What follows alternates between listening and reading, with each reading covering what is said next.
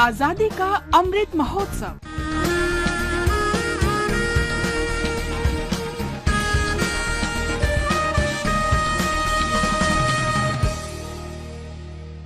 आजादी का सफर आकाशवाणी समाचार के साथ हम आज महान साहित्यकार गुरुदेव रविंद्रनाथ ठाकुर को श्रद्धांजलि अर्पित कर रहे हैं।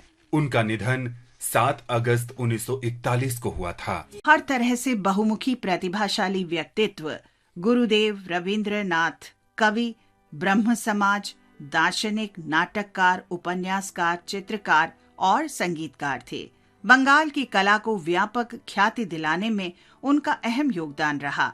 जनगण मन के अलावा उनकी रचना आमार शूनार बांग्ला को बांग्लादेश के राष्ट्रगान के रूप में अपनाया गया और श्रीलंका का राष्ट्रगान भी उनकी रचना से प्रेरित है। गुरुदेव ने अपने प्रेरक गीतों के माध्यम से भारतीय राष्ट्रवादियों का समर्थन किया और सार्वजनिक रूप से साम्राज्यवाद की आलोचना की।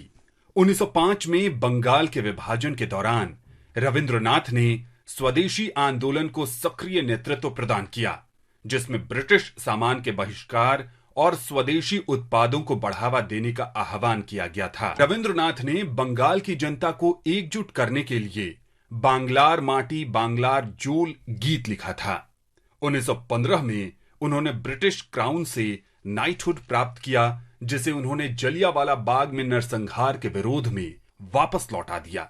उन्होंने कहा था, जब अंग्रेज भारतीयों को इंसान भी नहीं मानते तो नाइटहुड का मेरे लिए कोई मतलब नहीं। रविंद्रनाथ ने उस शिक्षा प्रणाली की भी आलोचना की जो अंग्रेजों ने भारत पर थोपी थी। शिक्षा में सुधार समाज और राष्ट्र के निर्माण के लिए उनके मिशन की आधारशिला बन गया और इस उद्देश्य की प्राप्ति के लिए गुरुदेव ने 1921 में शांति निकेतन में विश्व भारती विश्वविद्यालय की स्थापना की।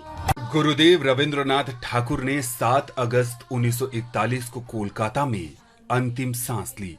रविंद्रनाथ ने बंगाली साहित्य को एक नई पहचान दी और इतिहास के पन्नों पर अमिट छाप छोड़ी। गुरुदेव को समर्पित 5 संग्रहालय हैं। इनमें से 3 भारत में जबकि 2 बांग्लादेश में हैं। संग्रहालयों में उनकी प्रसिद्ध रचनाएं हैं और हर वर्ष लाखों लोग उन्हें देखने आते हैं।